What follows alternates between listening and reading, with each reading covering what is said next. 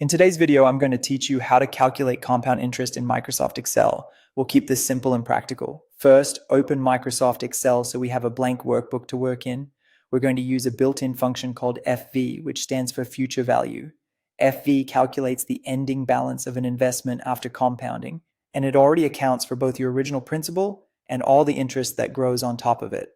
Start by setting up a small input area so your numbers are clear and easy to change later.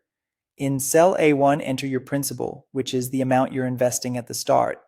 In A2, enter the annual interest rate. You can type it as a percentage, like 5%, and Excel will handle the math. In A3, enter the number of years you plan to invest. In A4, enter how many times the interest compounds per year. For example, use 1 for annually, 4 for quarterly, 12 for monthly, or 365 for daily. Keeping these inputs separate makes the formula cleaner and lets you run quick what-if scenarios by just changing a number. Now let's calculate the final balance using the FV function. Click into the cell where you want the result to appear and type exactly each FV, A2, A4, A3, A40, A1. Then press enter. Here's what that means. A2 divided by A4 gives the interest rate per compounding period. A3 times A4 gives the total number of compounding periods over the life of the investment. The third argument is 0 because we're not making periodic payments.